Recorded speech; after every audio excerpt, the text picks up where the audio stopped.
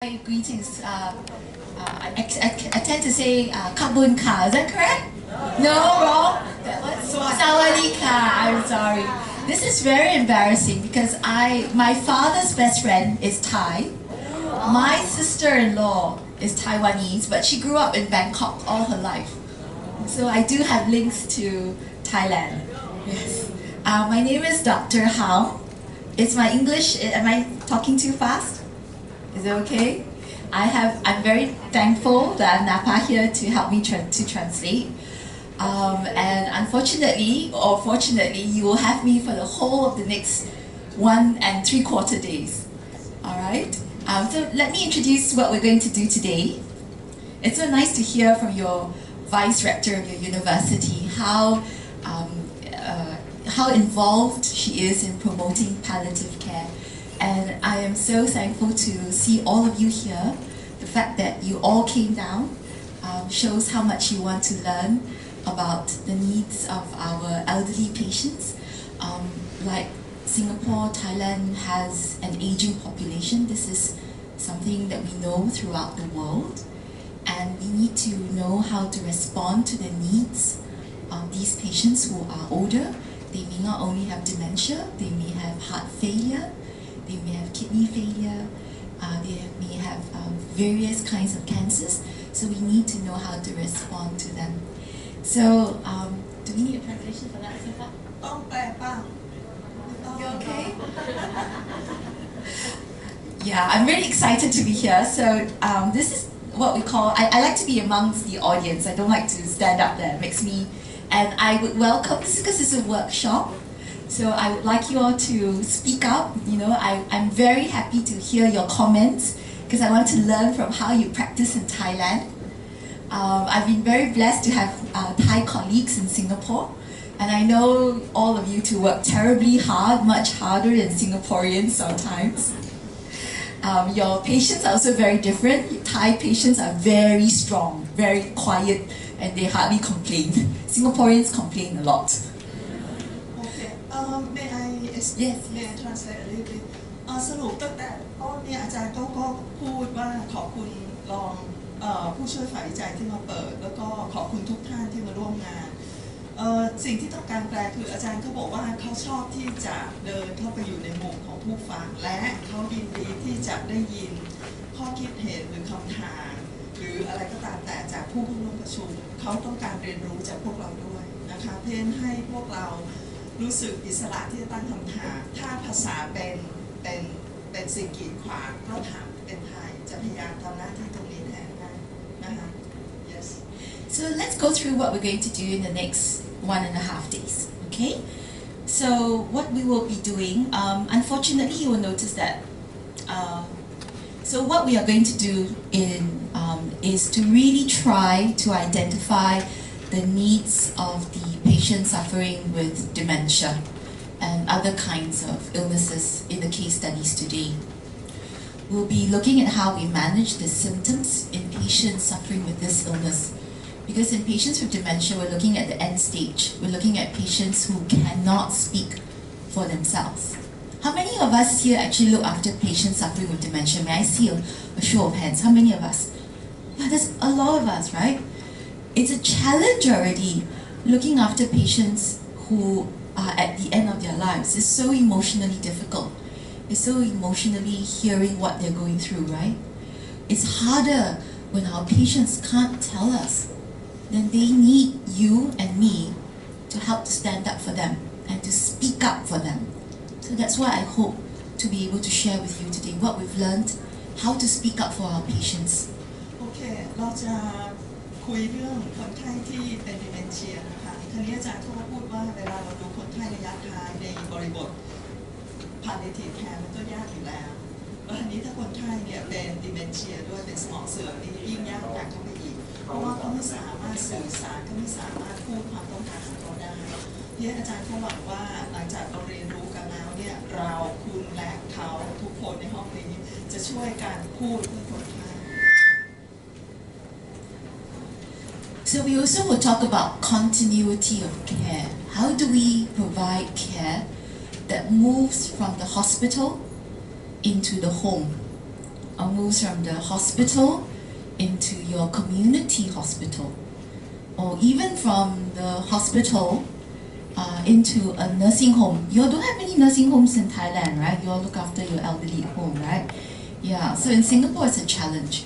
We want to know how to build models of care where the good care that you give in the hospital can continue into the home, or it can continue into a hospital in Bangkok, or it can continue in a hospital in another province. So what you're trying to do is hopefully to think about what is a model of care that works for Khon Kaen, that works for Bangkok, that works for your regional province. What I share may not apply to you, but hopefully it'll give you some ideas. And I will share with you how we have developed a model of care that suits Singapore.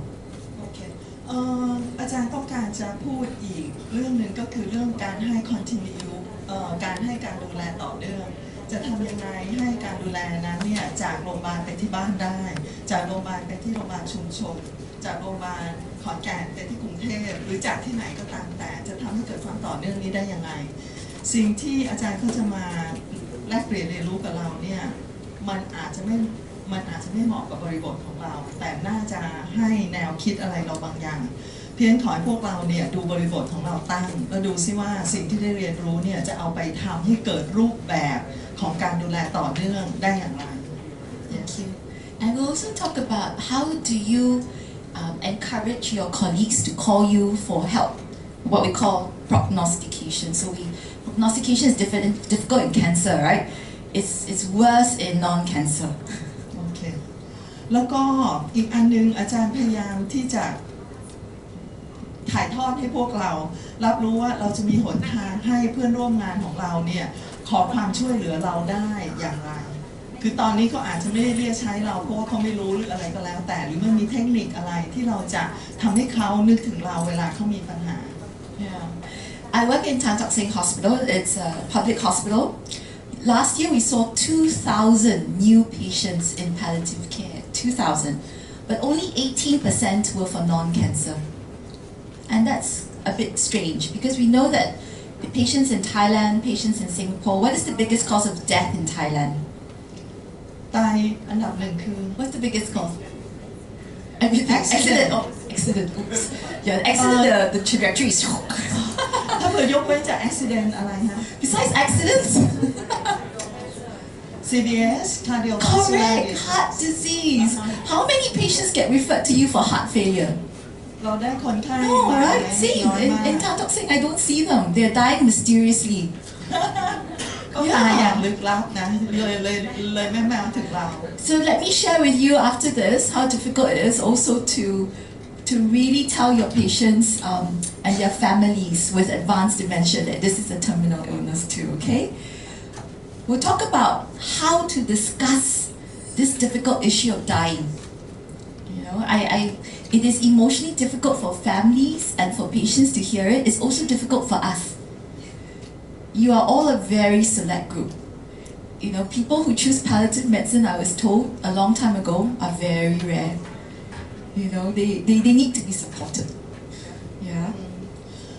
อาจารย์จะพูดถึงเรื่องการที่เราจะคุยกับคนไข้แล้วก็ครอบครัวเกี่ยวกับว่าเขากำลังเสียชีวิตได้อย่างไรมันเป็นเรื่องยากที่เขาจะได้ยินทั้งคู่ทั้งครอบครัวแล้วก็ตัวคนไข้มันเป็นเรื่องยากของเราด้วยที่เราจะพูดนะคะเพียงคุณทุกคนที่นั่งในห้องนี้เป็นกลุ่มที่เลือกมาแล้วโดยอะไรก็ไม่รู้นะคุณเลือกตัวคุณเองก็ได้ให้มาทำศาสตร์อันนี้ซึ่งเป็นศาสตร์ที่ยากและต้องการการสนับสนุน So I'm talking not about supporting the family caregiver, I'm talking about supporting all of us here by increasing our knowledge so that we can go back to our places of where we work and be inspired to do better for our patients and our families. เราจะพูดถึงการสนับสนุน caregiver ด้วยนะคะแล้วก็สนับสนุนตัวเราเองเพื่อให้เรามีไฟที่จะทำงานไปเรื่อยๆ Okay, so what we will do today, oops, I think I probably gave you the old slides.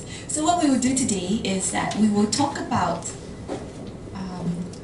looking at unmet needs first. We're going to start in about 2 minutes talking about unmet needs. First, we'll talk about how to pick up the difficult issue of pain do patients with dementia have pain? And how we respond? Yes, I'm so glad to hear yes, they do. The next lecture is about how do we manage, what does a patient who has a difficult behavior, I don't know about you, but I'll show you some pictures of what it's like to be a patient in Singapore with dementia in a while. And the way that we treat them is truly, truly disrespectful, really undignified. I'm sure I don't think you do it in Thailand a lot, but in Singapore we do it a lot. And how we need to actually stand up for these patients and tell them this is not the way to look after them. It even happens in advanced cancer with patients in delirium, right? We see that, right? อาจารย์เขาจะพูดถึงคนไข้ดิเมนเชียที่เวลาเขาปวดเนี่ยเราจะรู้ได้ไงเขาปวดแล้วเราจะตอบสนองต่อความปวดของเขาได้ยังไงอีกเรื่องหนึ่งก็คือการที่คนไข้มีพฤติกรรมแปลกๆเช่นตอนที่อยู่ในภาวะเพ้อคลั่งอะไรอย่างเงี้ยอาจารย์เขาจะมีรูปหลายรูปแลกเปลี่ยนให้เราดูว่าอันนี้คือสิ่งที่ทางสิงคโปร์เขาทำซึ่งดูเหมือนไม่เห็นคุณค่าของความเป็นมนุษย์เขาหวังเป็นอย่างยิ่งว่าในประเทศไทยจะไม่ได้ทำแบบนั้นซึ่งส่วนตัวคิดว่าเดี๋ยวเราจะรู้กัน I'm not sure that you said that in Thailand we will not do something that disrespect to the patient maybe more or less the same just wait and see just wait and see okay, wait and see, yeah, right. Okay, now you notice I'm alone. So usually when I hold this workshop, I was just telling Dr. Sri Vieng yesterday that I usually hold it with 3 doctors and 3 nurses. But I'm very sorry because both my nurses, one couldn't come because her mother is not well, and the other nurse became unwell. So I will be doing their talks, but please do not worry, I'm also a home care doctor. So I work in the hospital, I work at home, and I also work in the hospice. So hopefully I'm qualified to share with you the challenges. So how many hospital doctors do I have here? ใครทำงาน Oh, and nurses. How many hospital doctors and nurses? Great. So I'm with you here. How many of us work at home? Hands up. Oh, I'm the only one. Great. Thank you. So I'm with you there. How many of us work in the hospice? ใครทำใน hospice There you are. So hopefully, I'm not a qualified nurse, but in the course of doing home care, my nurses have taught me a lot of nursing care. So I hope I'll be able to share this with you. I'm very excited about the last part of the day. We're going to break up into groups of 4. I'm going to give you clipboards to discuss a case study, and then I will invite all of you to come up and share what you would like to do for your patients after we talk about today. Okay? All right. Tomorrow, we'll talk about how do we manage the dying patient with dementia. เราพรุ่งนี้นะคะนี่เป็นโปรแกรมพรุ่งนี้เราจะช่วยผู้ป่วยที่เป็นดิเมนเชียตอนที่เขากำลังเสียชีวิตอยู่ในขณะจะเสียชีวิตเนี่ยได้อย่างไร Have you all started advanced care discussions in Thailand? Yes. I'll show you how we do it in Singapore as well, and we can share the challenges. Okay? So this is something that I'm bringing across from my nurses as well. And last but not least, I wanted to show you what we do in Singapore, how we've taken the knowledge. So we've been looking after patients with dementia in a much more dedicated fashion for the last 4 years. And I'm hoping to bring it all together in a summary discussion tomorrow to share with you what we have done in Singapore so that hopefully you can also use it in Thailand as well in Khon-Kaen to start off with. Okay? Yep. ชั่วโมงสุดท้ายของพรุ่งนี้นะอาจารย์เขาบอกว่าเขามีประสบการณ์ในการดูแลผู้ป่วยดิเมนเชียอย่างละเอียดถี่ถ้วนอย่างดีก็แล้วกันใน 4 ปีที่ผ่านมาอาจารย์จะรวบรวมประสบการณ์ทั้งหมดแล้วมาแลกเปลี่ยนเราฟังในเซสชั่นสุดท้ายพรุ่งนี้นะคะเพื่อคาดว่าพวกเราจะได้เรียนรู้และเอาไปใช้ได้บ้าง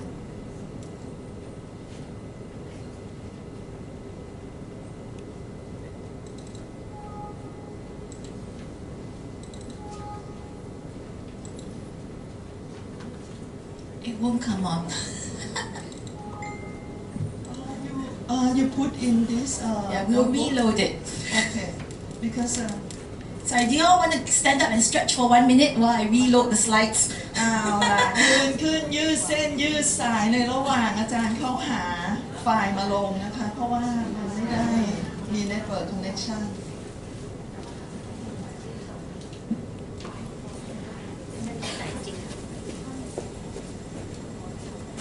Sorry?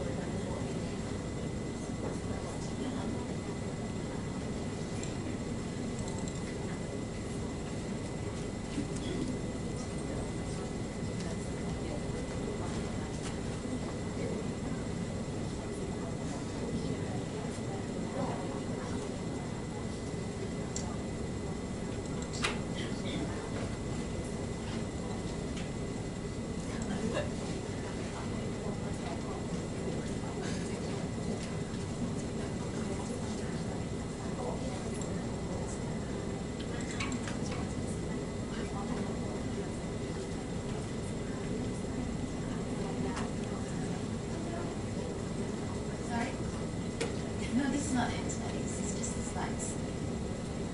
Not to worry.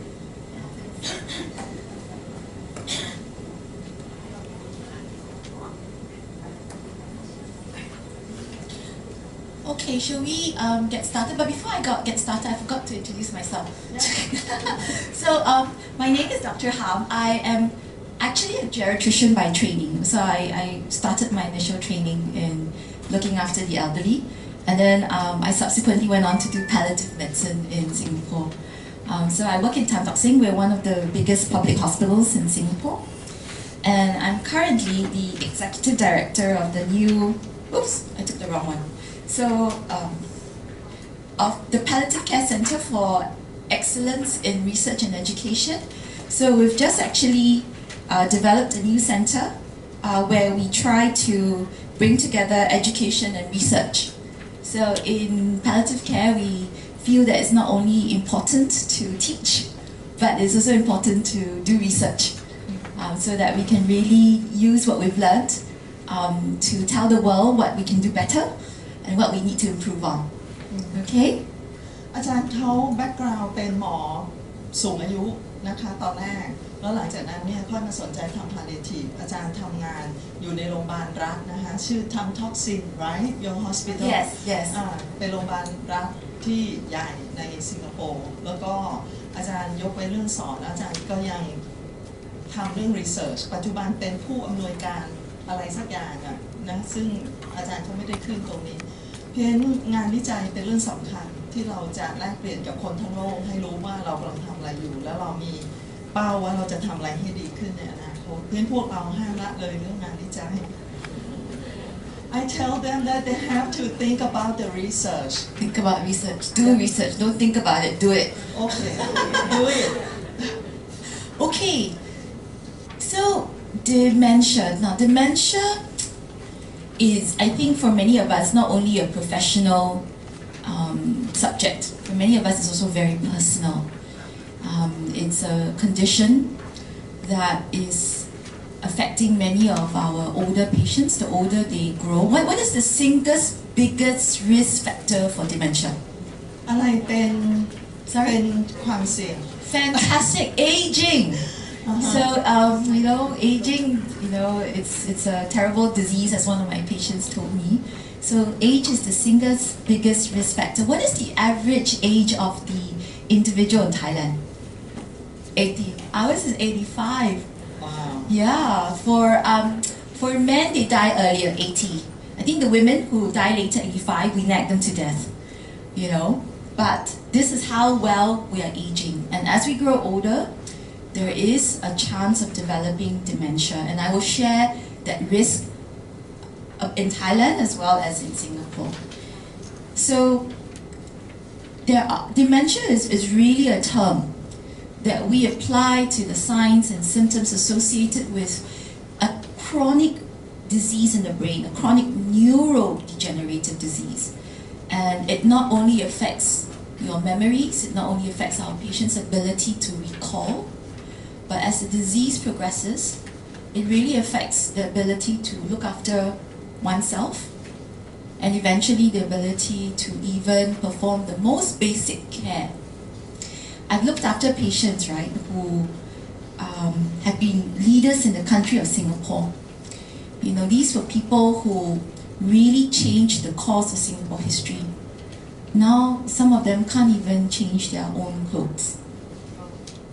โอเคdementia เนี่ยเป็นคำนะที่ครอบคลุมที่เราพอจะนิยามได้ว่าคือความผิดปกติของระบบสมองเซลล์ประสาทในสมองซึ่งส่งผลไม่เพียงแต่การจำการเรียนรู้แล้วก็ทุกอย่างอาจารย์เขาบอกว่าเขาเคยที่จะดูแลคนที่เป็นผู้นำของประเทศนะซึ่งสามารถเปลี่ยนประเทศเขาไปในทิศทางที่มันควรจะเป็นแต่ทุกวันนี้กลับไม่สามารถเปลี่ยนแม้แต่เสื้อผ้าของตัวเอง So these are the most common types of dementia throughout the world. Like Alzheimer's disease is the world's commonest form of dementia. It is also the same in Thailand, according to your statistics in 2001. It is also the same in Singapore. The next most common cause is caused by small accumulative strokes, sometimes large cumulative strokes, vascular dementia, particularly in patients who have vascular risk factors like high blood pressure, hyperlipidemia, diabetes. Yeah, so many of us deal with that. The third most common cause, have you heard of the comedian Robin Williams? Yeah. Yeah, he killed himself, right? He suffered from Lewy body dementia. And Lewy body dementia is it almost looks like Parkinson's disease dementia. Except in Lewy body, the cognitive deficit comes before the motor deficits. Parkinson's is almost a mirror image. Does that make sense? And interestingly enough, it's more common than we think. We're just not picking it up. Frontotemporal dementia, very fast-paced dementia, affected a very famous writer in UK called Terry Pratchett, science fiction novelist. So you see, dementia affects the best amongst us even. And other types of dementia, alcohol-related, brain injury in whatever form, it also leads to a cognitive deficit. Is there a cure for dementia? No. Is there a cure? No. That's the thing. We've spent years, lots and lots of money throughout the world. Hugely talented people like yourselves involved in trying to prevent dementia, but it is a disease that continues, that progresses. And at the final stage of dementia, our patient's function is very poor. What do they look like usually? Sit still, not talk. Not talk. Sitting down. Very frail. They need caregivers. Yeah. May I go to the previous slide? Oh yes, sorry. สำหรับคนที่ฟังไม่ทันนะ ซึ่งคาดว่าก็อาจจะมีอันนี้บนสไลด์นี้เป็นชนิดของ dementia นะก็จะแบ่งออกเป็น1 2 3 4 5อันที่พบมากที่สุดคืออัลไซเมอร์ซึ่งในประเทศไทยก็เช่นเดียวกันมีอุบัติการเกิดเยอะสุดอันถัดมาคือ vascular dementia ก็อาจจะมีสโตรกเล็กๆหรือสโตรกใหญ่ๆก็แล้วแต่แล้วสโตรกเล็กๆก็สะสมจนกระทั่งเกิดเป็น dementia สโตรกใหญ่ๆก็อาจจะ dement เลยก็ได้หรือ body dementia อันนี้ก็เป็นอีกอันหนึ่งซึ่งก็คนก็เป็นกันเยอะนะแต่เดิมเราอาจจะไม่ค่อยได้ยินเราจะได้ยินแต่อัลไซเมอร์ frontotemporal dementia แล้วก็อันขวาสุดก็อย่างเช่นการดื่มแอลกอฮอล์หรืออุบัติเหตุไม่ว่าจะ dement แบบไหนประเด็นของเขาคือเขารักษาไม่ได้ next slide please เขาก็จะแย่ลงไปเรื่อยๆแล้วก็ระยะเวลากว่าเขาจะเสียชีวิตมันนานมากซึ่งมันจะกระทบต่อทั้งตัวเขาเองแล้วก็ผู้ให้การดูแล yes So this is an important slide because we know that our patients in the last phase of dementia, they tend to be function is a huge thing that we talk about in palliative care because once function starts to deteriorate, we know prognosis is poor. So we know that functionally they're very poor, they need a lot of care, and they live a very dependent life, meaning that they depend on their loved ones for the most basic of their needs, like combing their hair. All of us got dressed this morning, right? You all got excited, I hope, to come here. You got dressed, you combed your hair, you drove here. Automatic, right? No one reminds you to brush your teeth in the morning. No. No one reminds you to drink coffee in the morning, right? No. They can't remember. They don't even know what a toothbrush is. They pick up a fork. I had a patient we knew was in trouble because her children said she took up her fork and started drinking soup with it.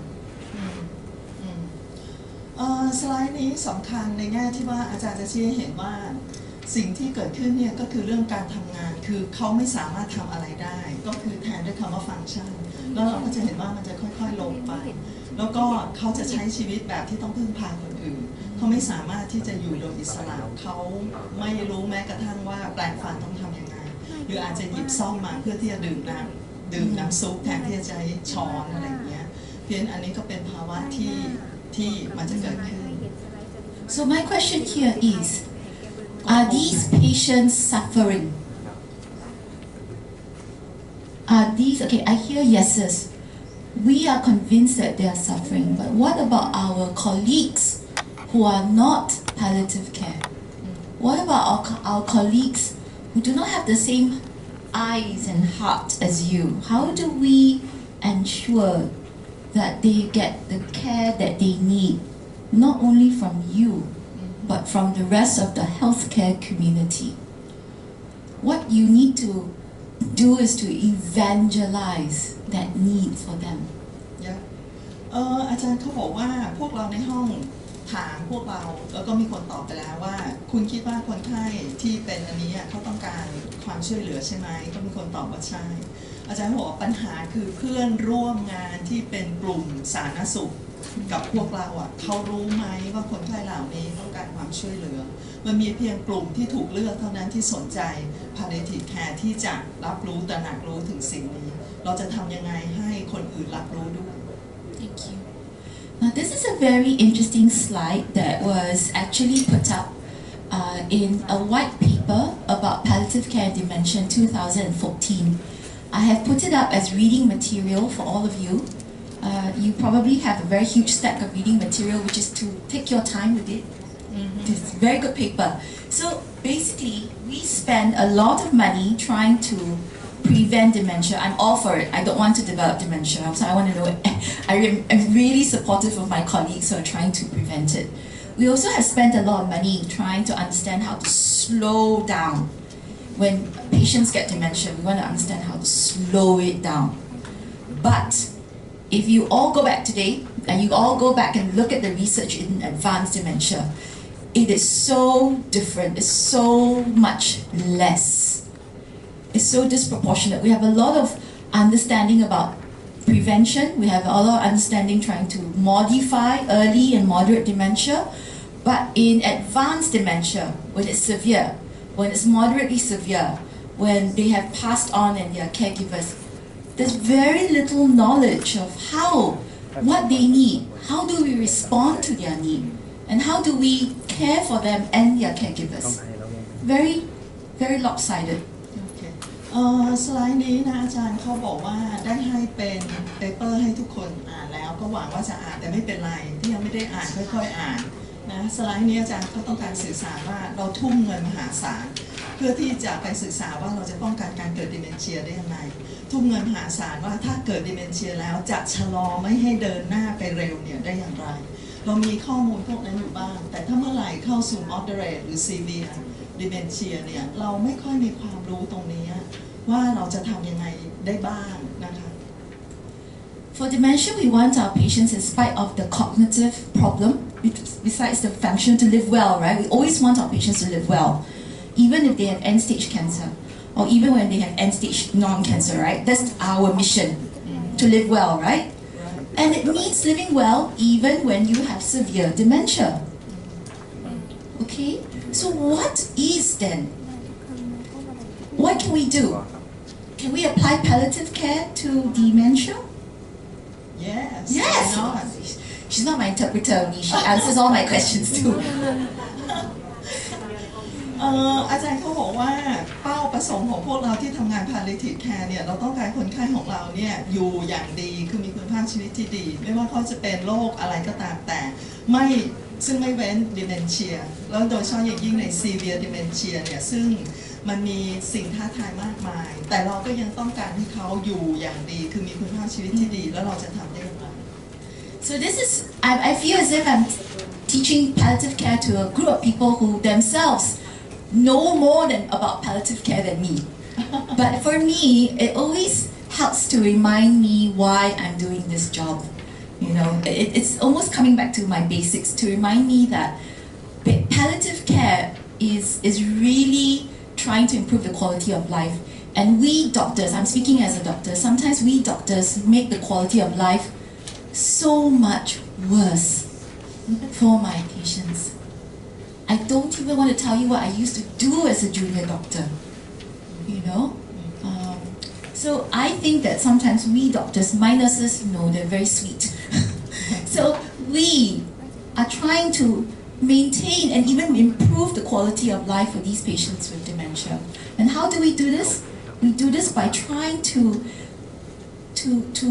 prevent. So we try to teach our caregivers what is suffering for patients with dementia. What can you do about it? So we try to prevent, we try to relieve, and we do this by understanding the illness so that we can treat and really address all the domains of suffering, even in advanced dementia. And these domains are the physical, the psychosocial, spiritual, and the emotional, physical. We're trying to look at the whole patient. And a lot of you will say, Ellen, this is not only the kind of medicine that should be applied. This philosophy shouldn't only be applied in palliative care. It should be applied in every. Yeah, that's why I love to talk to my non-palliative colleagues. I always have to remind them, why did you get into medicine? Why did you study so hard to get into medical school and nursing school? So that you can make a difference to people's care. But somewhere along the way, we get hardened. We get hardened by pressure. We forget why we do medicine. A lot of us have children here, right? A lot of us will tell our children, don't do medicine. โอเคสไลด์นี้นะคะก็เป็นคำจำกัดความของ PaLLintive Care ซึ่งอาจารย์เขาก็บอกว่าพูดมาในห้องนี้รู้ดีและดีไม่ดีจะรู้ดีกว่าเขาซะอีกจริงเปล่าไม่รู้นะสรุปอาจารย์เขาบอกว่าเขาชอบกลับมาสไลด์นี้เพื่อเตือนตัวเองให้ตัวเองเนี่ยถามบอกย้ำกับตัวเองว่าทำไมตัวเองยังทำงานอันนี้อยู่นะ PaLLintive Care คือต้องการเพิ่มคุณภาพชีวิตของคนไข้นะแล้วจะทำได้ยังไงในกรณี dementia ก็คือต้องสอน caregiver ว่าจะช่วยเหลือคนไข้อะไรอย่างไรได้บ้างซึ่งอาจจะหมายถึงว่าป้องกันไม่ให้เกิดความทุกข์ทรมานที่มันจะมาในอนาคตแล้วก็เมื่อเราได้ทั้งหมดนี้แล้วเนี่ยเราก็จะต้องดูว่าเขามีความทุกข์ทรมานอะไรบ้างที่เราสามารถให้การดูแลได้อาจารย์เขาบอกว่าเขาชอบที่จะคุยกับเพื่อนร่วมงานที่ไม่ใช่ทำ palliative care เพื่อทำให้ทุกคนตระหนักถึงสิ่งเหล่านี้แล้วก็ทำให้เขาคิดย้อนกลับว่าทำไมเขาถึงเลือกเรียนหมอแต่ว่าในระหว่างการเทรนนิ่งและการทำงานเป็นหมอเนี่ยจิตใจแข็งกระด้างมากขึ้นเรื่อยๆนะเพราะอะไรอันนี้พวกเราอาจจะต้องถามตัวเองและตอบตัวเองแล้วก็วกกลับมาอันนี้ใหม่เราอาจจะทำให้เราตระหนักมากขึ้นก็ได้นะคะ Okay, so I just want to ask you, how many cases of dementia are you all referred for to consult in your hospitals? มี dementia กี่เคสที่เรา refer ไป consult ในประสบการณ์ของเรามีไหม Think about it. How many? In the last year, how many have you all had? Did you get comparatively? Is it on two hands? Can you count on two hands? More than 20. Wow, not okay. That's for 1,200 bed hospital. 20. Small, quite small. 200. So in Singapore, 4 years ago, when we basically called up all our different hospice home cares, right? We asked them the same question: how many dementia patients are you looking after?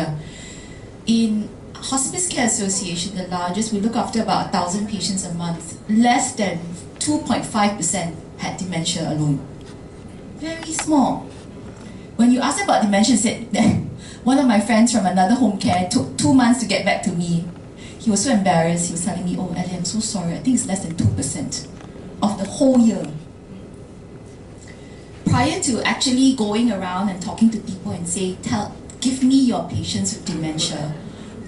Give them to me so I can look after them," we didn't refer. Even my own department of geriatrics, biggest culprit here. So why am I not seeing? I mean, we all say that a lot of patients will have dementia, right? Right. Where are they? Where are we hiding them? Where are the heart failure patients? Someone said at home. They stay at home. Do they come to the hospital? No. Not at all. Dementia patients don't come to your hospital. ICU. Great. I have to go to ICU now. Okay, so let's think about it, okay? The thing is that it's very interesting. So let's look at what are some of the barriers, you know? If Thailand is aging, if Singapore is aging, if the US is aging, and we say that dementia is a global epidemic, Yeah. where are they? I'm not trying to find us work, you know.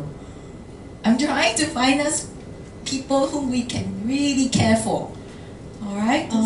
May I อาจารย์เขาพูดถึงว่าสังคมทั่วโลกเข้าสู่วัยสูงอายุเพราะฉะนั้น dementia เนี่ยมันเป็นสิ่งที่เกิดขึ้นตามธรรมดาเพราะว่าปัจจัยเสี่ยงก็คือเรื่องอายุมากคราวนี้ในประเทศอาจารย์เองเนี่ยพบน้อยกว่า 2% ที่จะถูกส่งมาให้เขาดูแลคำถามของเขาคือแล้วคนที่ dementia เขาหายไปไหนเขาอยู่ที่ไหนแล้วเราจะทำอย่างไรเพื่อให้คนเหล่านี้ได้รับการดูแลSo one of the causes, so this was a Time magazine big write-up, very unusual, about advanced dementia, 2009. And this was basically in response to a big study that was published in the New England Journal of Medicine about 323 nursing home patients. And we will talk about this study a lot. But this editorial came up because for the longest time, let me see if this works. We are not recognizing dementia as a terminal illness. Can I ask you, in Singapore, if a patient dies, I cannot say they die of dementia. Is that the same in Thailand? Can you say that the patient dies of dementia? No, right? Do you know why? Yeah, so we always say that they die of complications related to dementia, they can't die of dementia, right? But this is something that we don't believe. In Singapore, there's always that fear that the patient might die from an unnatural cause, and we use dementia to hide it. You know, yeah, we live in such a suspicious healthcare community. But if you are able to label a patient as dying with dementia, for instance, it is the 6th commonest cause of death in the United Kingdom. It is the 7th commonest cause of death in the US. When you are able to find out how many patients in your population are dying of dementia, you are able to then craft policy, create the funding to then take care of the large community of patients that are living at home, so that they can continue to live well at home. If you have a large community of patients with advanced dementia living at home, I have to salute all of you and their caregivers. But if you want that kind of community to continue, then we need to actually sustain them. Yeah.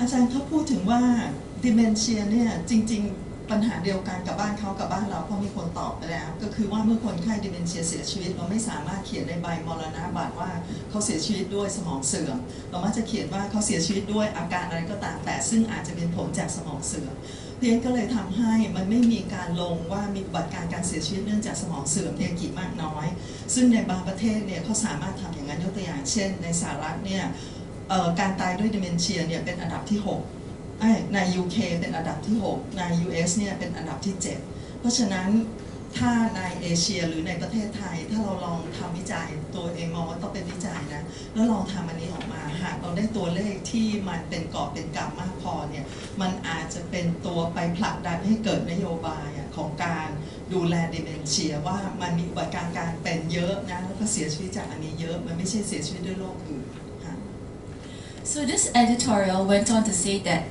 there is a lack of appreciation of the nature of dementia, leading to misguided and often misguided and overly aggressive end-stage treatment. And that's why a lot of our patients, 91-year-old, end up in ICU, intubated, CVP lines, restrained. Are they restrained in your ICU? They're restrained hand, leg, body. It's just terrible, and we need to get in there. Yeah. ที่อาจารย์เขาขึ้นป้ายเมื่อสักครู่เนี่ยก็คือว่าเนี่ยก็คือมันขาดการตระหนักรู้ว่าโอเคคนไข้เขาเป็นสมองเสื่อมนะเพราะฉะนั้นเมื่อขาดความตระหนักรู้อันนี้เนี่ยหลายคนไข้จะถูกได้รับการรักษาที่มันไม่สมควรทำเช่นไปลงอยู่ใน ICU แล้วก็ถูกผูกแขนขาหรืออะไรก็ตามแต่ Even if we don't bring them to the ICU, oftentimes, I don't know about you, but I see a lot of my advanced dementia patients who basically have come in for numerous courses of IV antibiotics. They go back and they come back one day later, they continue to aspirate, they are clearly suffering, and no one stops to say, is this what my patient wanted? Is this evidence-based care? Is this care that is making him comfortable, that is improving his quality of life? No one stops to really ask those questions. อาจารย์เขายกตัวอย่างว่าในสิงคโปร์เนี่ยประสบการณ์ของเขาเนี่ยมีคนไข้ที่เป็น advanced dementia เนี่ยแล้วก็เข้าออกโรงพยาบาลอาจจะวันเว้นวันเพื่อมารับแอนติไบโอติกทาง IV แล้วก็ไม่มีหมอหรือบุคลากรทางการแพทย์สักคนที่จะตั้งคำถามว่าเราหยุดได้หรือยังเราควรจะดูที่คุณภาพของคนไข้หรือเปล่าอะไรอย่างเงี้ย So this editorial went on to say that, so this is Gary Sachs. He previously wrote a paper about barriers to palliative end-of-life care, but he ran into difficulty explaining the findings to the editor of the journal that published it. The editors kept coming back to me and saying, but what do the patients die of? You don't die of dementia. And I kept saying, yes, they do. People do die of dementia, that's the whole point. This was in 2009. I can tell you we're not doing any better 10 years down the road. I'm standing in front of you. We're not doing better. I am still having a very hard time. 2,000 referrals to my department last year, and only 2.9% dementia. After all the work that we've been doing. ในเปเปอร์นี้ในปี 2009 ใช่ไหมคะแล้วก็มีการพูดถึงว่ามันมี barrier มีตัวขัดขวางอะไรบางอย่างที่ทำให้คนไม่ได้การดูแลแบบ palliative care คนไข้ dementia นะเพราะฉะนั้นเนี่ยมันก็เกิดคำถามว่าแล้วเขาตายด้วย dementia เขาก็บอกว่าไม่มันยังเป็นเรื่องถกเถียงเอางี้ดีกว่าอาจารย์เขาบอกว่าอันนี้ในปี 2009 นะอาจารย์เขาบอกว่าเมื่อปีที่แล้วเองมีคน refer มาให้เขา 2,000 คนไข้ 2,000 คนที่ refer ให้เขาดูแลมี dementia ประมาณแค่ 2% ใน 2,000 คนที่เหลือหายไปไหนเพียง 2009 จนถึงวันนี้ 2018 ไม่มีอะไรแตกต่างมันเกิดอะไรขึ้นอะไรคือ barrier So my question to all of you now is, I've shared with you just one barrier. What are some of the other barriers that prevent these patients from being referred to you? Okay, can you think of some other barriers? คุณคิดว่าอะไรเป็นตัวขัดขวางไม่ให้คนไข้ได้มาหาเราคนไข้ dementia นะไม่มีโอกาสมาหาเรา Do you want to see patients with dementia? You want to look after them? เราอยากดูแลเขาใช่ไหมใช่ yes they want you want to but why are they not coming your way? ทำไมคนไข้ไม่มาถึงเราล่ะ Awareness, very good. Lack of awareness. Exactly. Big thing. Huge thing. Fabulous. The knowledge is the problem. Thank you for okay, first of all, this is an interactive workshop. No mistakes. No. We just talk. Talk it out, vent it out. So you're right. We absolutely are lacking in awareness. So if you think about palliative care has its roots in cancer, advanced cancer, right? We think of Cecily Saunders and the work that she did, and it was really in patients with cancer. So in the last few years, we're beginning to realize that we really need to apply that same philosophy to non-cancer as well. But we are very slow on the catch-up. because it takes us years to understand cancer, then we know how to anticipate the complications of cancer, right? So a lot of my colleagues in geriatrics, and I'm a geriatrician, I can tell you that when I was training, I never was taught, never once taught how to look after the dying patient who is frail. I was never once taught how to look after the dying patient with dementia. What I did was to put a tube into them, tie them down, give them another course of antibiotics, no fever, quickly send home. That was what I did. This was what I was taught. And this is what is still being taught. Okay. And we ask ourselves, why do they keep coming in? Oh no, you know, this patient I've seen 3 days ago, why is he back in? And we quickly quietly walk away.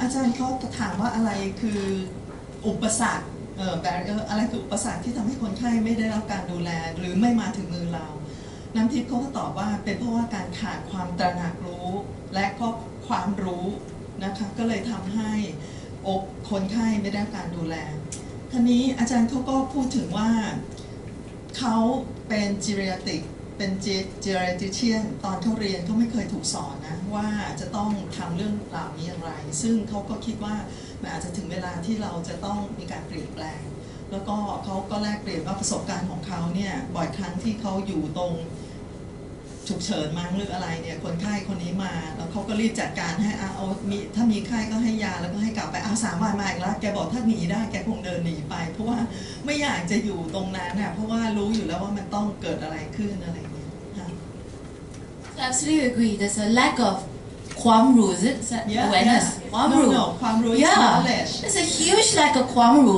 about patient suffering in the last stages of dementia.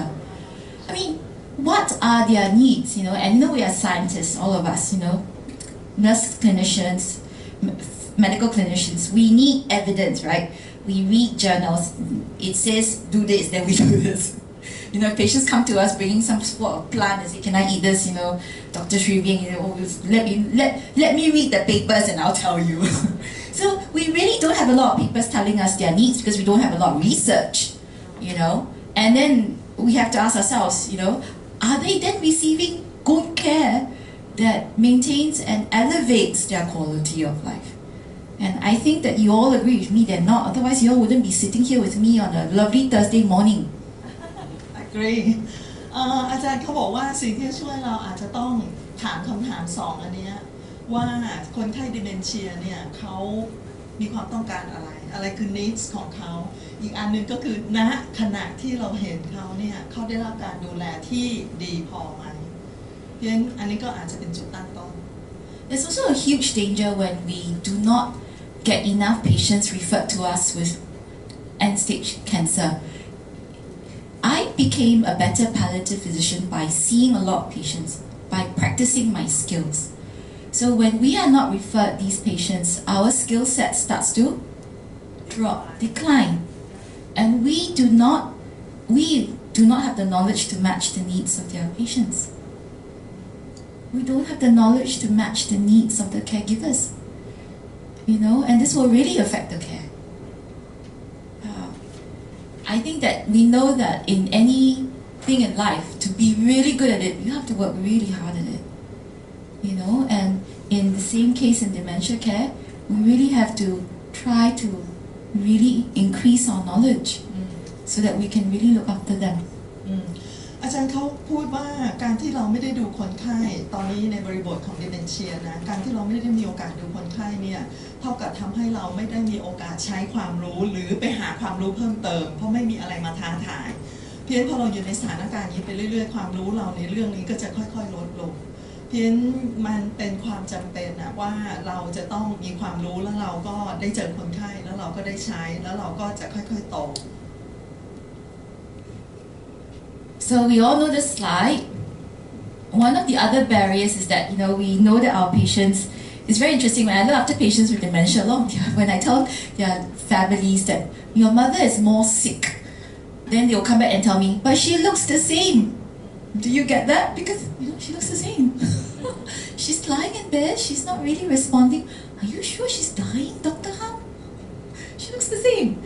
But we don't have enough knowledge to really prognosticate Okay, so what happens when we cannot prognosticate? Because we don't know whether a lot of the times when they come in, they get an infection, right? They come to your hospital, they get antibiotics, and then we tell them, oh, I don't think she'll live, I think we all must be prepared. Then suddenly, she gets better, and she goes home. She may not look different, but she goes home. So then we tell ourselves, oh, I made a mistake. I made the family anxious for no reason.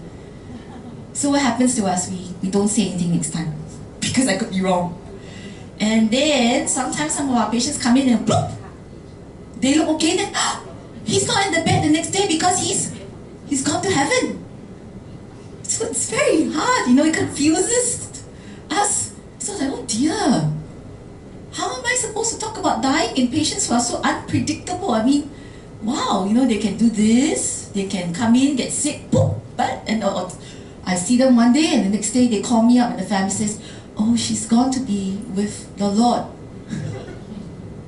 But she was very well. So it's the doctor who's grieving and not the family. Both of them. Both of us. I think I'm grieving more. อาจารย์เขาพูดถึงสไลด์นี้นะว่าการเดินของโรคเนี่ยมันเป็นลักษณะอย่างนี้เพราะฉะนั้นเนี่ยมันเป็นอะไรที่เราคาดหวังไม่ได้ว่าเมื่อไหร่คนไข้จะเสียชีวิตมันแทบจะไม่รู้เราบอกว่าคนไข้อยู่ในสถานการณ์แย่บอกกับครอบครัวเขาบอกก็เห็นเหมือนเดิมก็นอนแบบเดิมอะไรอย่างเงี้ยแต่จริงๆแล้วมันไม่มีใครรู้หรืออย่างในกรณีนี้มาด้วยติดเชื้อแล้วก็ดูท่าทางไม่ดีหมอก็บอกว่าเตรียมใจนะไปจัดการอะไรได้แล้วอย่างเงี้ยปรากฏว่าวันรุ่งขึ้นดีแกก็ไม่รู้จะพูดกับคนไข้ยังไงเมื่อวานเพิ่งบอกว่าให้เตรียมงานศพอะไรอย่างเงี้ยวันนี้คนไข้ดีกลับบ้านได้อีกต่างหากแล้วก็หลังจากนั้นแกก็คาดว่าคนไข้จะเป็นแบบนี้คืออีกนานปรากฏว่าก็โทรมาบอกว่าตายแล้วแกก็บอกว่าแกเองแกก็กรีฟนะคือแกก็คาดเดาไม่ได้สื่อสารกับครอบครัวก็เลยกลายเป็นมีปัญหาก็รู้สึกผิดเองอะไรอย่างเงี้ยก็แล้วเราจะทำยังไงSo this is another barrier. We don't know, should we come in, should we not come in? So we need to remember, when does palliative care come in? Does it only come in? I beg your pardon? Grief and bereavement. So we only come in here. So correct, Dr. Shriving told me yesterday we only come in when patients are dying. We can't talk to them, we come in. We often come in at the same time. I always say that we come in at the same time as the priest, as the monk. And I am not kidding you. There was one time I had a patient who was dying and me and the pastor came at the same time and she was very breathless. She was like this and she looked so agonized. And I looked at the pastor and I looked at me. Who do you think is more important? The doctor. No, the pastor.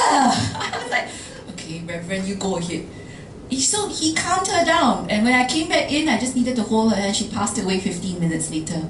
It's too late. Okay. I'm too late. I wish I love Napa. She said, doctors, no, we're not important. We came in. No, then you can help to for the suffering to decrease the breathlessness of the patient. Too late, right? When we come.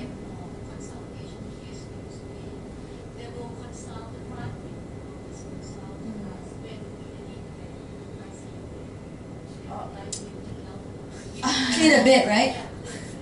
Talk to the family, tell them to go out, right? Tell them it's futile. So this is the real thing in Thailand. This is the real thing in Singapore. Singapore too. Okay. Yeah. For the longest time, people think palliative care is dying care.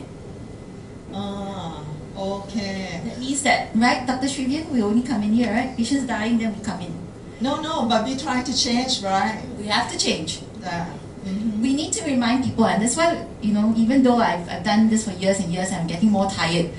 That's why I really admire all your workshops and all your energy and enthusiasm, So we come in not only when patients are dying. Palliative care does not equate to dying care. Doesn't equate to coming in at the same time as the priest or the monk or No, and if we come in at the same time as them, let me tell you, they are more important than us. Okay. Spiritual care is more important.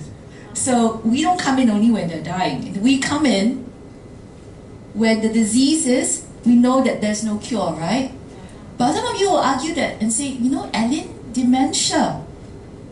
The median timeline of my patients in advanced dementia in my study in Singapore is about 5 years. Okay? For the longest that one of my patients lived with advanced dementia for was 20 years. 20 years. Now you look at how few of you there are here. How are you going to look after a patient for more than a year? You can't even, you know, I listened, I didn't dare put up a picture of my team from Singapore because I know that it's so much larger than many of you and we're struggling. I can't imagine how you must be really, really, you know, sustaining yourselves. So we need to basically be sensible. We can't come in at the final stage. Neither can we come in 20 years down the above, you know. We need to come in at an appropriate time. We need to basically instill basic palliative care skills in all specialties. And I know that there are many specialties represented here. I understand there's even an orthopedic surgeon here. There's an orthopedic surgeon here, right? Me, yeah. That's amazing.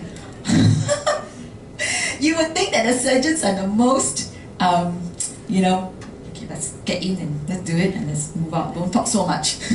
Some of my best friends are surgeons and they always, you know, there was one time I was talking to a surgeon and he said, okay, and then we'll do it your way. And I asked him, you're agreeing with me just to keep me quiet, aren't you? But the whole idea is that we're trying to teach the principles of basic palliative care in all specialties, right? And then we come in, you consult your more experienced colleagues when it gets a little bit more complex, you know, when there's more severe pain, when there's more severe emotional suffering, and you need somebody to consult with and say, do you think I'm doing the right thing? Napa, you know, right? อาจารย์เขาบอกว่าภาคทั่วไปนะ palliative care จะเข้ามาตรงช่วงนี้คือเข้ามาพร้อมพระเนาะเพราะถ้าเกิดเราทำให้ palliative care ของเรานะเข้ามาพร้อมพระนะคนไข้และครอบครัวต้องการพระมากกว่าเราคือเราเข้าไปช้าแล้วอะเพราะฉะนั้นอาจารย์เขาบอกว่าเราต้องเปลี่ยนเป็นว่าเราต้องเริ่มต้นยาวๆแบบนี้คือทันทีที่คนไข้ได้รับการวินิจฉัยว่าเป็นโรคที่ไม่สามารถรักษาหายได้นะเราควรจะมีบทบาทตั้งแต่ตอนนั้นแต่ยกตัวอย่างเช่นประสบการณ์ของอาจารย์เนี่ยอาจารย์เขาบอกว่ามีคนแค่ดิเมนเชียของแกบางคนเนี่ยอยู่2 ปีก็โอเคพอทำเนาเนาะอยู่20 ปีก็มีเราตั้งคำถามตัวเราเองว่าเราสามารถดูแลคนไข้ตลอด20 ปีได้ไหมมันเป็นไปไม่ได้เพราะฉะนั้นเราควรจะตระหนักว่าเราควรจะเข้าไปตรงช่วงไหนของระยะเวลานั้นดีทีนี้เราจะทำอย่างนั้นได้โดยคนไข้ไม่ถูกละเลยก็ต่อเมื่อเราได้สอนเพื่อนๆร่วมโรงพยาบาลเราอะที่เป็นต่างหมอที่ไม่ได้สนใจ palliative care จริงจังให้เขามีความรู้เกี่ยวกับพื้นฐานของ palliative care เพื่อเขาจะได้ช่วยดูแลคนไข้ไปพอๆกับเราพอถึงจุดหนึ่งที่เขาอาจจะมีปัญหาอะไรอย่างเงี้ยเขาค่อยปรึกษาเราแล้วเราก็เข้าไปที่นั่นโอเคไหมคะสรุปเราไม่ไปพร้อมพระเพราะคนไข้และครอบครัวต้องการพระมากกว่าเราSo I think that what we're trying to do is to build a relationship with our patients and our caregivers so that they can trust us when we recommend interventions that are a little bit less aggressive. When we tell them, you know, I really don't think going to the ICU is going to make your mother better. And she's not going to wake up from this episode and talk to you, you know. Right? That doesn't happen in dementia. Right? And what happens is that they die isolated from the people whom they love. So if we can get in earlier and we build a relationship and we start talking about what interventions will not work, why it is better to stay at home, and I'll get my nurse to come in and support you, and I can be consulted for difficult issues, and you know, we can make sure that your mother has a good life at home, you are all looking after her, and she dies peacefully with the people she loves. Not in an environment she doesn't know, not with the people she doesn't know, certainly hopefully not tied down with tubes and physical restraints.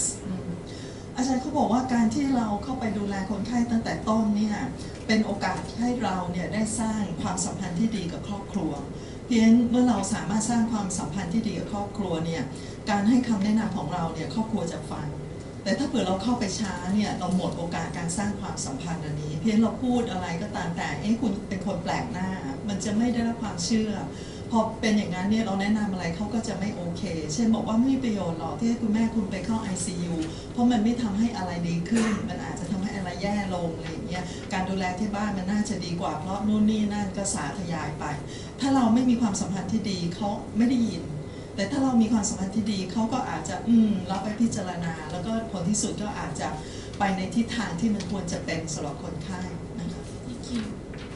Okay, so I want to introduce to you one of my patients. And by the way, all the patients that I talk about today and in my case studies are all my real patients who have all given me permission to use them to help us all learn. So this is my patient. His name is, I will tell you the name because the family allowed me to. His name is Mr. Prakasam. Now he is Indian and he was a policeman. And in those days, it was a real, Singapore was very poor in the 1950s. So he had a job that commanded a lot of respect. And when he used to see me, he's a very, even though he was in his 80s, he was a very dignified man. Yeah. So as you grow older, he said he doesn't accumulate money, he accumulates more illnesses. So not surprisingly, he had everything under the sun. He had dementia, Alzheimer's. He started forgetting basically how to go to his favorite restaurants. He didn't know the name, so that was how we first detected it. And he had high blood pressure, he had high cholesterol, he also had very hard to manage diabetes because he loved eating. His quality of life is eating. It was very hard to get him to come to my clinic. But for the strangest reason, he liked... Have you heard of chicken rice in Singapore? Yeah, chicken rice. So for the strangest reason, he liked my hospital's chicken rice. I don't know. So his daughter would say, you come and see Aline, then after that we can have chicken rice together, okay? So he used to be bribed to come and see me eat chicken rice. And every time before he left the room, he would signal this to his daughter. And his daughter or his helper would look at me and say, Dr. Hum, would you like to join us for chicken rice? So that's the kind of man that he was. He always thought about me first. Yeah. So I loved looking after him. He loved to smoke also. Oh. He was a smoker. So he again had all the other risk factors.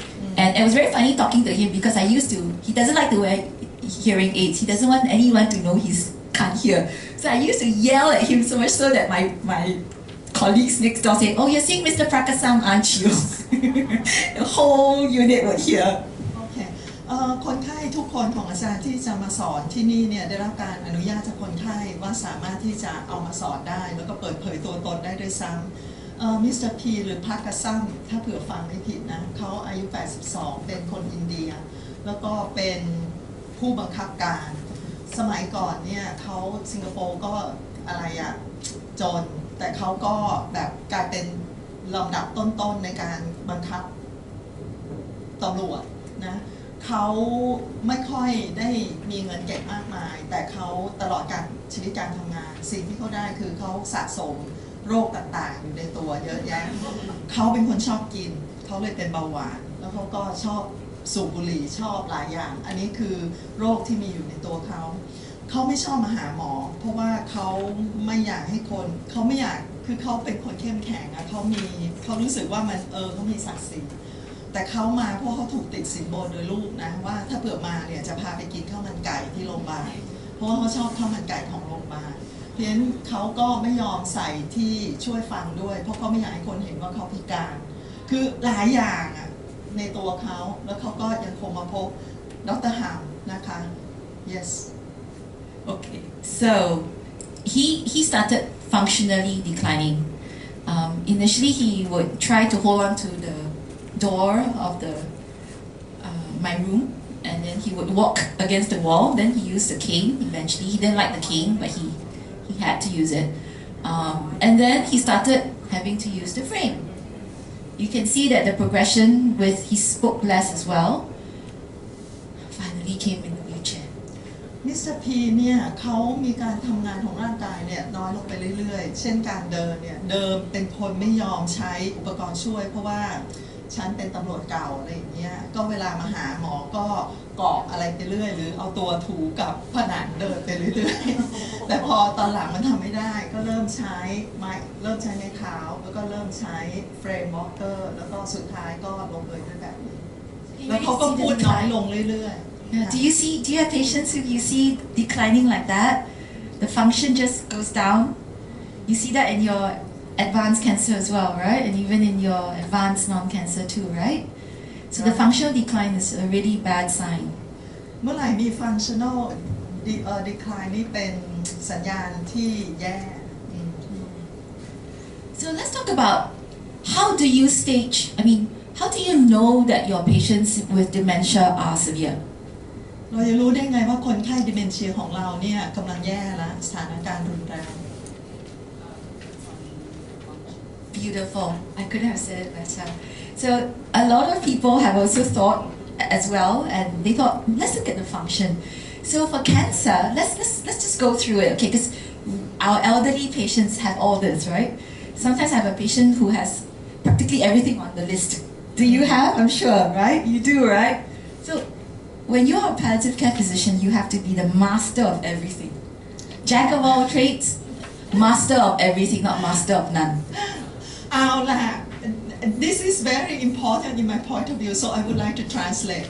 ทำงานในฐานะหมอหรือพยาบาล palliative care คุณต้องรู้ทุกเรื่องและเก่งทุกเรื่องไม่ใช่แบบว่าไม่รู้อะไรสักเรื่องจบ And I don't think I can put it as beautifully as my colleague here. Function ties it all together. Okay. Yeah.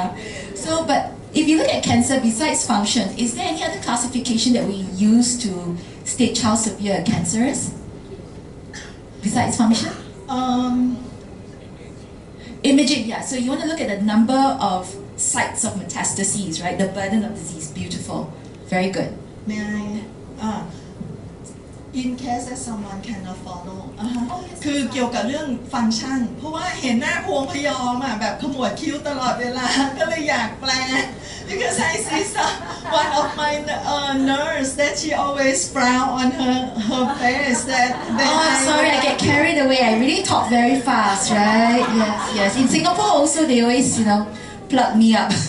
เอาล่ะอาจารย์เขาพูดว่าสไลด์ก่อนหน้านี้การทำงานของเขาแย่ลงอันนี้เป็นตัวบอกเหตุที่สำคัญมากว่าสถานการณ์เขาแย่ลงพอมาสไลด์นี้ก็จะเห็นว่าคนไข้เป็นมะเร็งแล้วก็อื่นๆอ่านเอาเองเนี่ยทั้งหมดนี้เนี่ยถูกผูกเข้าด้วยกันด้วยฟังก์ชันหมดเพราะฟังก์ชันจะเป็นตัวบอกว่าคนไข้แย่หรือไม่แย่ในทุกโรคดังปรากฏคราวนี้อาจารย์เขาก็ถามต่อไปอีกว่าถ้าในกรณีมะเร็งยกเว้นฟังก์ชันแล้วอะไรช่วยได้อีกคุณหมอคนนี้ก็บอกว่า imaging ว่ามันแพร่ไปไหนบ้างอันนี้ก็จะช่วยบอก staging ของคนไข้ได้ว่าคนไข้ staging เป็นอย่างไรโอ้นะทุกคนอยู่ที่เดียวกันละ yes What about heart failure? The people that we never see. Sorry? EF Very good. So EF is one of them. Anything else? EF เป็นอันนึงที่จะบอก staging ของ heart failure The ejection fraction. The ejection fraction, right? Yeah. Yes. What else tells you that your patient is in end-stage heart failure? Heart failure อะไรอีก Function, yes. Function ties it all together. What else? คือยกเว้นฟังก์ชันเพราะว่ามันมีในทุกอัน Recurrent admissions. Yeah, the recurrent hospitalization. Okay. Very important risk factor. สรุป heart fail นะก็มี ejection fraction หรือ EF อีกอันนึงก็คือ recurrent hospitalization การเข้าโรงพยาบาลบ่อยๆ What about chronic obstructive airway disease? I know that we have it a lot in Thailand as well. COPD อะไรจะช่วยบอก COPD, yeah. staging EF FEV1. Very close. Alright, wonderful. So the forced expiratory volume, right? Beautiful. FEV1. Wonderful. What else? อะไรอีก The recurrent exacerbations, exactly. recurrent exacerbation Yeah, I have a patient who practically lives in Tan Tock Seng from COPD. in out. Yeah. What about liver failure? liver fail ยกเว้นฟัง Liver ก์ชัน failure is harder. Recurrent infections, yes. ASIT is wonderful. The fact that you tap, right? And then instead of maybe every 3 months, every 2 weeks, we know something is wrong, right? Very ก็ good. คือมี ascites ต้องแท็บเรื่อยๆหรือการเข้าโรงพยาบาลบ่อยๆก็จะบอก staging ได้ then renal fail, right? Renal failure. What are the predictors that your patients are really on the slope downwards? Do I have a what's the GFR. Someone said GFR. GFR? Oh, very good. I think that we tend to which GFR less than less than เท่าไหร่ GFR ต้อง less เท่า than ไหร่ฮะ 15. Beautiful. What else? What else? อะไรอีกยกเว้น GFR น้อยกว่า 15 อะไรอีก anuria Anuria, particularly for patients. Now we must remember that the prognosis for patients with renal failure, right, is different for those who have never undergone dialysis versus those who have gone for dialysis for at least 3 months and then suddenly stop, right? Prognosis is very different, right? Yeah, so the anuria is a huge telling sign. Okay. Yeah. anuria แล้วอะไรอีก what else do you want more no Is there more? Yes. So besides function, right? Is there anything else that ties all of this together? ยกเว้นฟังก์ชันมีอะไรอีกที่พบในทุกโรคบนนี้ You all are eating and drinking very well, right?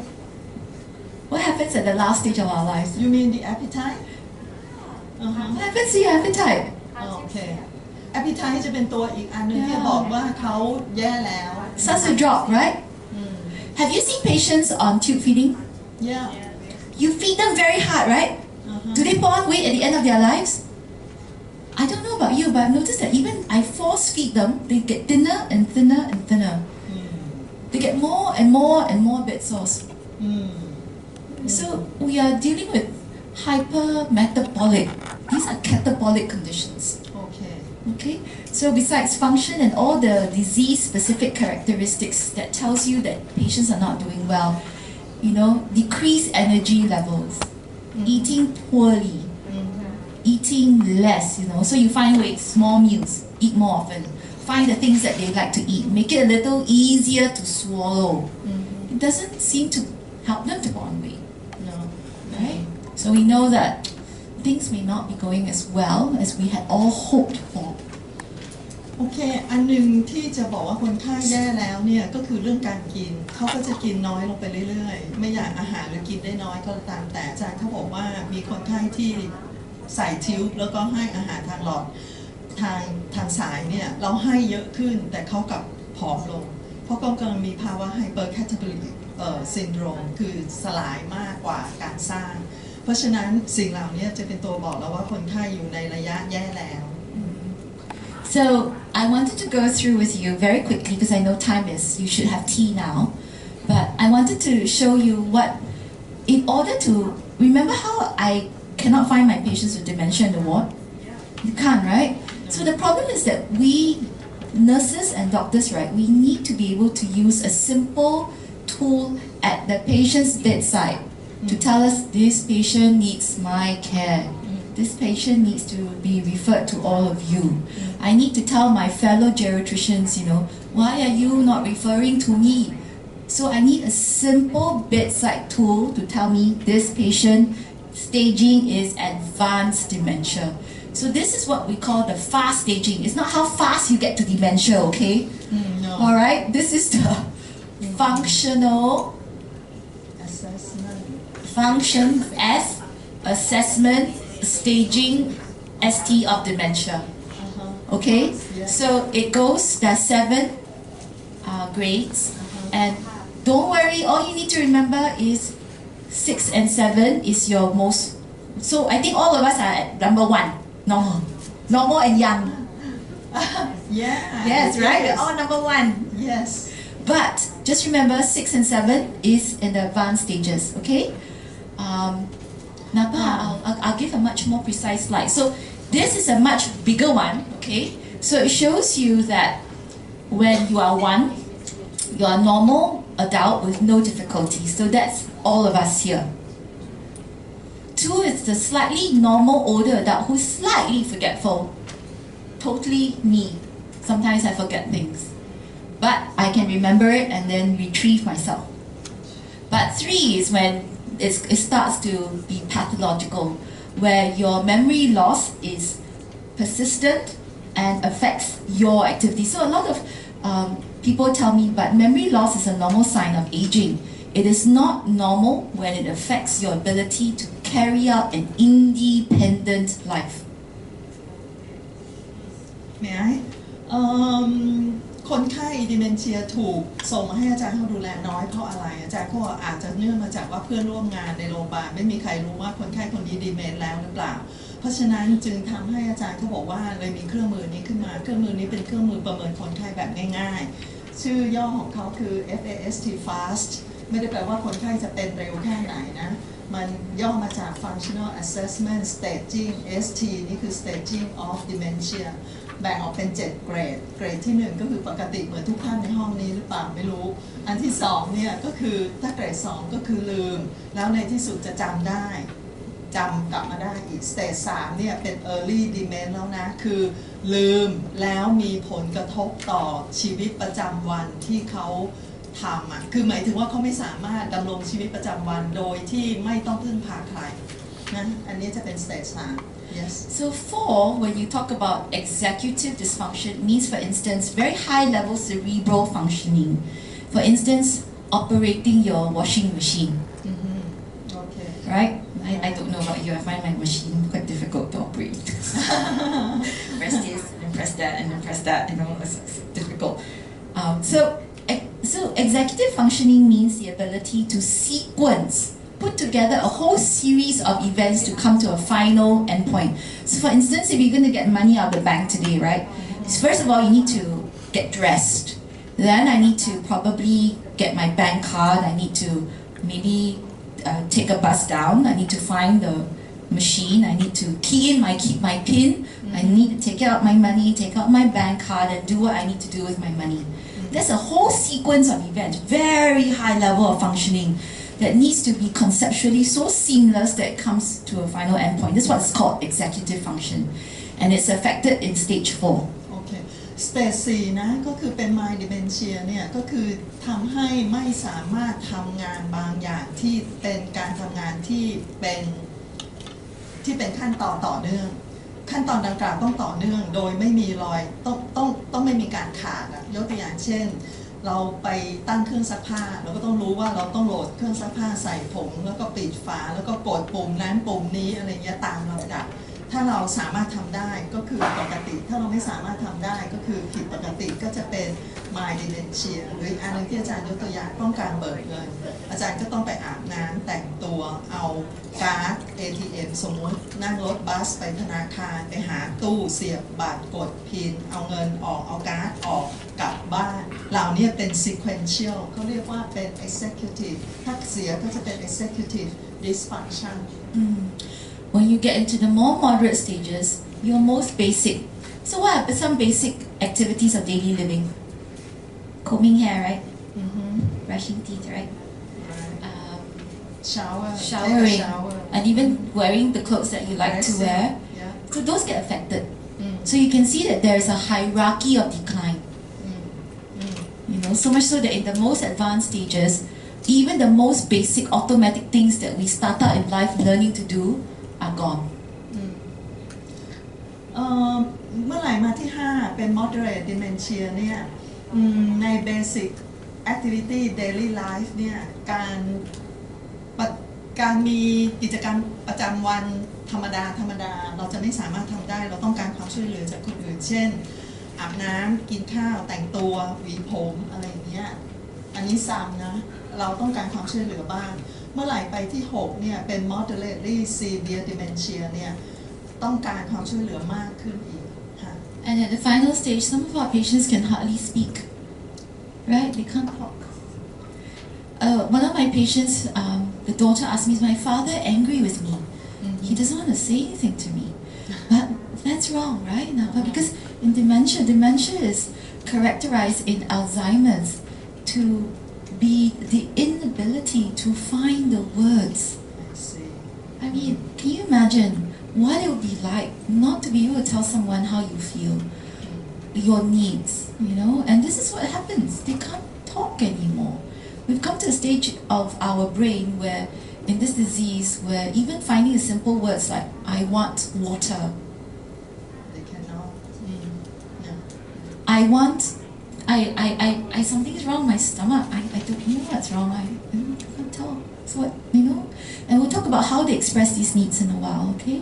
But simple things, before we come in, right, we were all chattering with each other, catching up with each other. Can you imagine not being able to do that? Yep. สเตจ7นะก็คือซีเวียแล้วเนี่ยนะคือเขาจะพูดไม่ได้สาเหตุที่พูดไม่ได้คือเขาหาคำที่เขาต้องการสื่อสารไม่ได้ไม่สามารถบอกแม้กระทั่งว่าเขาอยากดื่มน้ำหรือเขาปวดท้องอยู่หรืออะไรเงี้ยเพียงญาติโกโหติกาเช่นลูกสาวที่ดูแลอาจจะเข้าใจผิดบอกหมอบอกว่าพ่อคงโกรธฉันเพราะพ่อเขาไม่พูดกับฉันแต่จริงๆเขาหาคำพูดไม่ได้ So basically in Talk Saying, we basically ask our colleagues to use the functional assessment staging to help to define the patient in the final stage. So this is a very simple tool. Simply all you need to do is to remember if your patient is dually incontinent, they are moderately severe, at least fast stage 6D and E. Not difficult, right? Then if your patients are starting to speak in one whole day, Napa, can you imagine speaking less than 6 words a day? Get the words out. Or they single word. I have one patient who just says yes. Yes, everything is yes. Can't walk, can't sit. No smiling. Thailand is the land of smiles. Can you imagine not smiling? Can't even hold up their head. It's almost like a reverse aging, Dr. Shrivian? The baby able to hold up your head. So, because we realized there was a lack of awareness that my colleagues I didn't recognize the ill patient, we needed to ensure that we could use a tool at the bedside to detect these patients. So we were trying to increase awareness by using a very simple tool, not very hard on the brain, to help our colleagues say, okay, this is 6DE. Is there anything that I need to think about for the patient? This is my patient who can't speak, who can't smile anymore.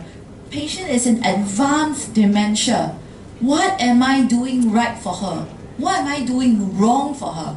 I really want to use this to stop my colleagues and say, hey, think about what you're doing for the patient's sake.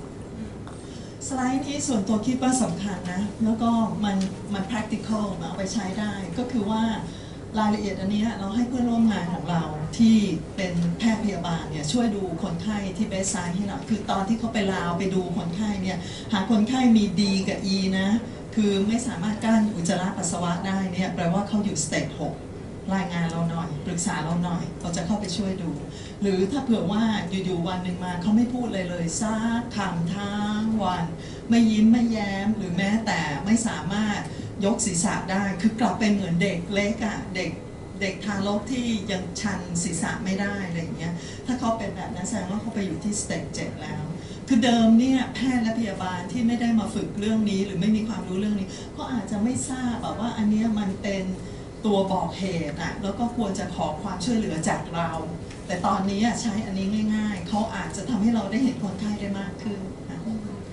So I think that what we have also done is that to remind people that although this is developed in Alzheimer's, we also use it in vascular, Lewy body,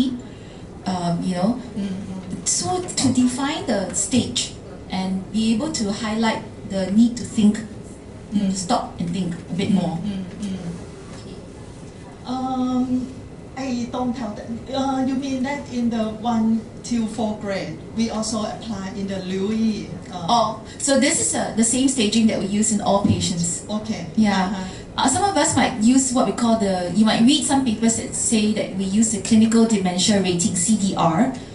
Very hard to use this for research. Okay. You might also hear something called the Global Deterioration Scale, GDS. The GDS and the FAST were developed by Barry Reesberg, same family, same, okay? Okay. But the important thing, the emphasis I'm trying to make here is that we need to identify these patients and we need to deploy an easy tool at the bedside to say, hey, patient needs you. อาจารย์เขาบอกว่า